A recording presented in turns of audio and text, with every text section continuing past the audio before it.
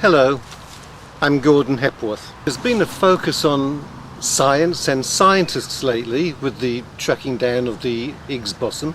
It's also called the God particle, which really annoyed the scientists involved because they're all atheists. It turned out that Mr. Higgs, or someone who was close to the program, actually called it the goddamn particle in an article he'd written, due to the sheer frustration of trying to track down this elusive bit of matter. But a newspaper editor, who was getting short of space for his headline, shortened it to the God particle. When I read that the scientists involved were all atheists, I got to wondering about the religious belief of scientists in general. I think that most people would probably agree that scientists tend to be above average intelligence. There may be mad scientists and bad scientists and evil scientists, but there are not too many dumb scientists, mainly because if they were dumb, they wouldn't be scientists. I'm using the word dumb in the sense of below average intelligence. Okay, on the computer, leading scientists still reject God.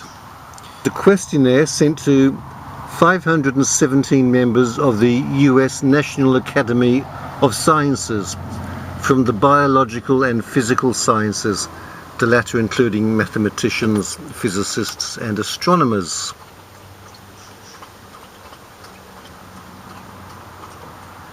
The return rate was slightly over 50%. This was the same questionnaire that was sent in 1914 and in 1933. And this one, the last one, was in 1998. So that's still more than a decade old. Personal belief, personal disbelief, doubt or agnosticism. So those last two lines include those who either don't believe or doubt that they believe.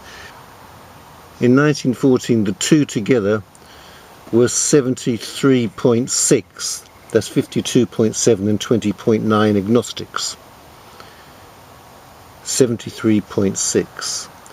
In 1933, it was 85. And in 1998,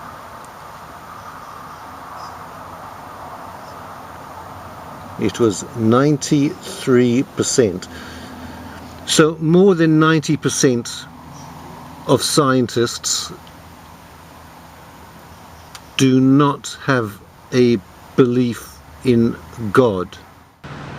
In a world full of people looking for answers, it surprised me a bit that folk are still going to charlatans, newly set up preachers, people who aren't even preachers but who say that they know the answers, instead of going to scientists who are, after all, among the world's most intelligent people.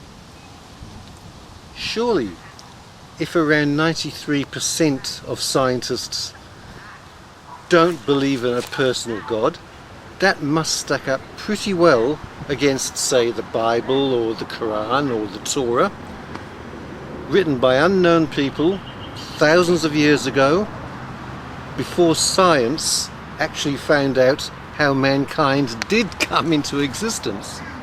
That study I just showed on the internet, that 93% of scientists are not religious, still means that about 7% of scientists are religious.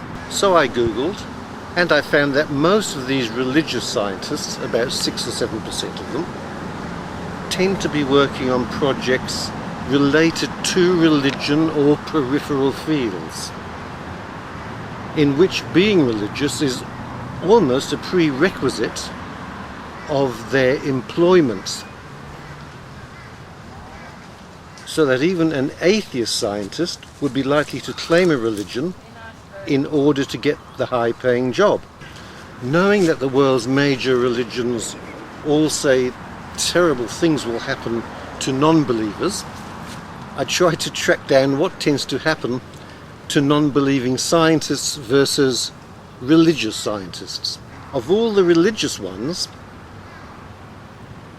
all I could find using Google in a 2 or 3 minute search were the Iranian ones, those nuclear scientists who were making a bomb in the name of Allah so that they could visit terrible death and destruction on the non-believers and the infidels. These scientists, all religious, keep getting killed. Meanwhile, back in the sensible, non-religious world, most of the atheist scientists that I could track for sure on Google and elsewhere are winning honours and prestige and high standing within their communities and high salaries. You get the picture. Is all this sending you a message? And I don't mean the kind of message that comes from above. The era of religious power and glory seems to be done. The popes and the priests and the other charlatans have been found out. It's not just science that's finding them out, it's modern communications. They're getting televised now as they thunder from their pulpits, the kind of crap that all gays should be put behind a barbed wire fence until they die, stuff like that.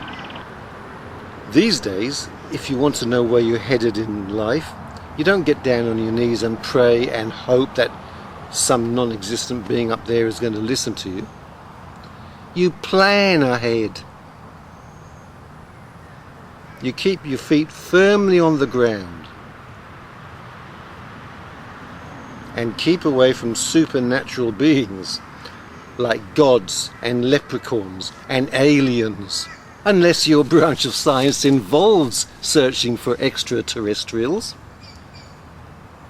in which case you're still not going to worship them, you're not going to pray to them, you're not going to kill in their name. And in ending, here's a big thank you to all the sensible, high intelligence scientists out there.